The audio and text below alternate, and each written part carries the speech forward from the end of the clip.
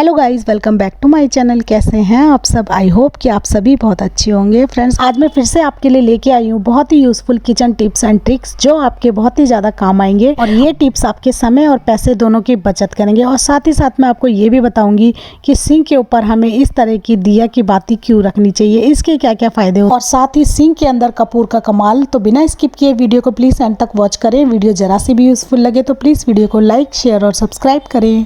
तो चलिए बढ़ते हैं पहली टिप की तरफ। तो पहली टिप है हमारी इस तरह के कैसेरोल को लेके। फ्रेंड्स, इस तरह के जो टिफ़िन होते हैं इसके अंदर हम रोटियों को रखते हैं ताकि रोटियां इसके अंदर फ्रेश, नरम और गर्म बनी रहें। साथ ही पके हुए खाने को इसमें फ्रेश और गर्म बनाए रखने के लिए हम इस टिफ़िन का यूज़ करते हैं। तो यहाँ पर मैं इस टिफ़िन का एक अलग यूज़ आपको बताऊंगी। फ्रेंड्स, ये जो मेरा रोटी का टिफ़िन है इसके अंदर पहले से ही एक न्यूज़पेपर लगा हुआ है। और अब इसके अंदर हम रखेंगे कोई भी किचन टॉवल, कॉटन का मोटा कपड़ा ही हमें रखना है। अच्छे से हम इसके अंदर इसको बिछा देंगे। और अब हम इसके अंदर रखेंगे एक स्टील का बाउल हमें इस टाइप का रखना है जो कि इस टिफ़िन के अंदर अच्छे से कवर हो जाए, यानी कि ढक्कन लगाने के बाद अच्छे से हमारा ढक्कन टाइटली बंद हो जाए, क्योंकि हम इस बाउल के अंदर जमाने जा रहे हैं दही। जी हाँ फ्रेंड्स, आपने बिल्कुल सही सुना। गर्मियों में तो हम लोग बहुत आसानी से दही जमा लेते हैं, लेकिन विंटर्स में थोड़ा दही जमाने में प्रॉब्लम होती है। लेकिन अगर आप इस ट्रिक से दही जमाएंगे तो आपकी दही बहुत ही जल्दी और क्विक तरीके से जमकर तैयार हो जाएगी। पहले हमने दूध को अच्छे से गर्म कर लिया है और हल्का सा ठंडा होने के बाद हम इस बाउल के अंदर डाल देंगे। हमें बहुत ज़्यादा ठंडा दूध नहीं डालना है और ना ही बहुत ज़्यादा गर्म।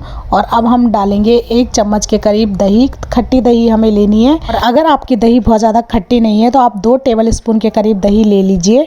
और इस तरह से पूरे ही दूध के बाउल के अंदर हम जगह जगह उसको डाल देंगे, यानी कि एक ही जगह हमें नहीं डालना है, 2-3 जगह हम उसको अच्छे से डाल के मिक्स कर लेंगे स्पून से। और अच्छे से मिक्स करने के बाद इसे प्लेट से हम कवर कर लेंगे। और अब हम ऊपर से इसका ढक्कन लगा लेंगे बहुत टाइटली। तो फ्रेंड्स, दही जमने के लिए हमें हमेशा गर्माहट की ज़रूरत होती है, क्योंकि आपने देखा होगा कि गर्मियों में बहुत जल्दी दही जम जाती है। तो इस टिफ़िन के अंदर जो दही जमने का प्रोसेस है बहुत फास्ट हो जाएगा, क्योंकि इसमें टेम्परेचर दूध का मेंटेन रहता है और अंदर गर्माहट बनी रहती है, जिससे कि बहुत जल्दी दही जम जाती है। 4 से 5 घंटे तक मैंने दही जमने के लिए इस तरह से रख दिया। आप ओवरनाइट के लिए भी इस तरह से रख सकते हैं। और जब आप मॉर्निंग में से खोल कर देखेंगे तो आपकी दही बहुत ही बढ़िया जमकर तैयार हो जाएगी। तो आप देख सकते हैं कि मॉर्निंग में मैं इसको निकाल के दिखा रही हूँ और अब मैं स्पून से आपको इस दही को दिखाती हूँ ये कितनी बढ़िया जमकर तैयार हुई है। तो देखा फ्रेंड्स, आपने विंटर्स में भी आप बहुत आसानी से दही जमा सकते हैं। ये देखिए, बहुत ही थिक हमारी दही जमकर तैयार हो गई है। तो आप विंटर्स में भी इस ट्रिक से बहुत आसानी से दही को जमा सकते हैं। तो आप दही का टेक्सचर देख सकते हैं, ये थिक होने के साथ साथ बहुत टेस्टी भी है। आई होप आइडिया आपको यूज़फुल लगा होगा। टिप यूज़फुल लगी हो तो प्लीज़ वीडियो को एक लाइक ज़रूर करें। चलिए बढ़ते हैं अगली टिप की तरफ। तो अगली टिप हमारी फ्रेंड्स इस तरह के फॉइल पेपर के गत्ते को लेकर है। फॉइल पेपर जिसमें हम अक्सर रोटी पराठे को लपेटते हैं उसको गर्म रखने के लिए, उसका जो गत्ता होता है जब वो ख़त्म हो जाता है तो हम इसका क्या करते हैं फ्रेंड, ज़्यादातर लोग यही कहेंगे कि हम इसे फेंक देते हैं, लेकिन हम इसका एक बहुत ही अच्छा यूज़ कर सकते हैं एज ए ऑर्गेनाइज़र की तरह। किचन में बहुत सारी चीज़ें होती हैं जैसे कि फॉर्क, स्पून्स या फिर कुछ नाइफ़ जो कि हम बार बार यूज़ नहीं करते, जिन चीज़ों का उनको हम इस तरह से ऑर्गेनाइज़र की तरह स्टोर करके इस बॉक्स के अंदर रख सकते हैं। इसको हम किसी भी अपने किचन रैक के अंदर एक कॉर्नर पे रख सकते हैं। जब आपको ज़रूरत हो आसानी से इस बॉक्स के अंदर से अपनी ज़रूरत की चीज़ों को निकाल सकते हैं। या फिर इसका एक यूज़ और है फ्रेंड्स कि हम इस तरह की क्लॉथ पिन्स ले लेंगे और इस ऑर्गेनाइज़र का यूज़ हम करेंगे फ्रिज के अंदर।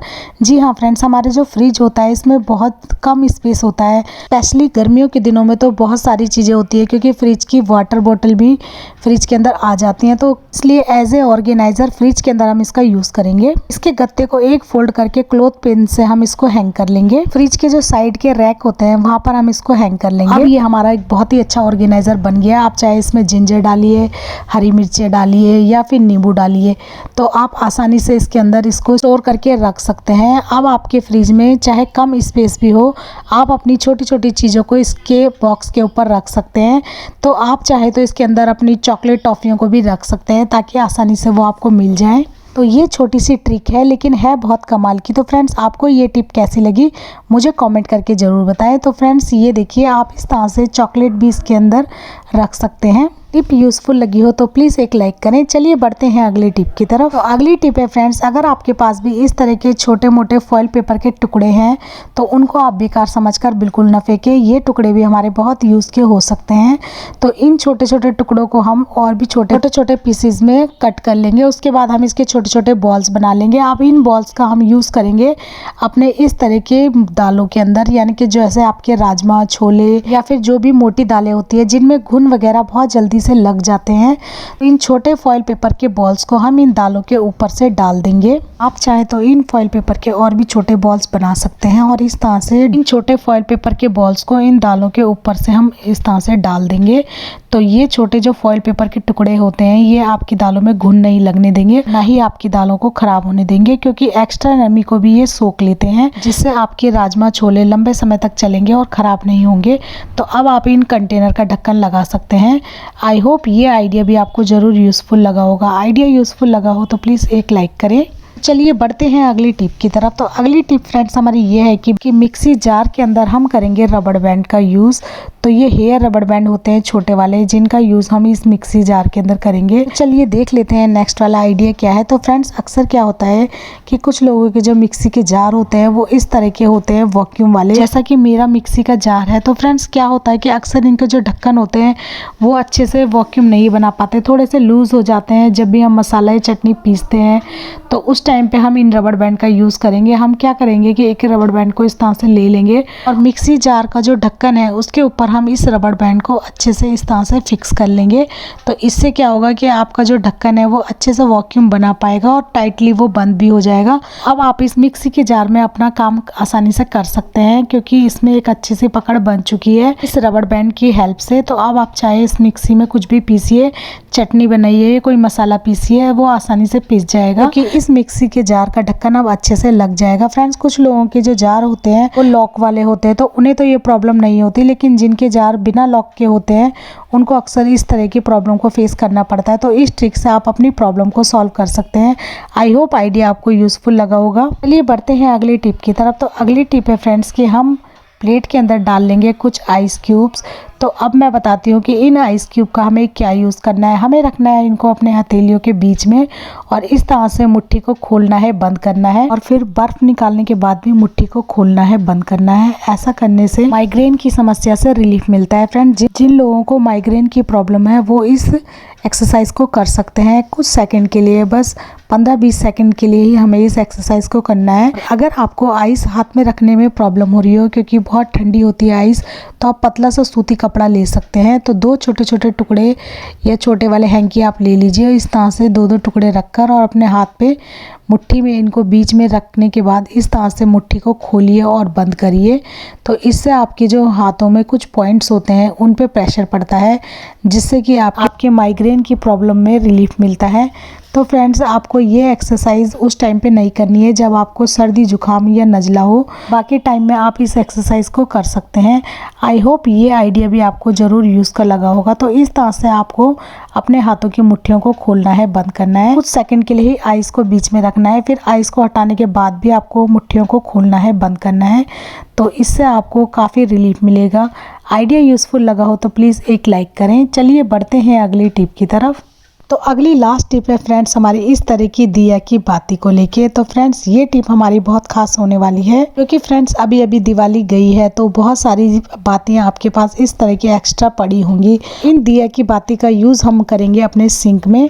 जी हाँ फ्रेंड्स, आप दिया की बाती का यूज़ यहाँ पर कर सकते हैं, और अगर आपके पास दिया की बाती नहीं है तो आप नॉर्मल रुई या कॉटन का यूज़ भी यहाँ पे कर सकते हैं। तो फ्रेंड्स कॉटन का यूज़ हम यहाँ पर करेंगे रात में सिंक में से आने वाले कीड़े मकोड़े, कॉकरोचेस या कान खजूरों से है।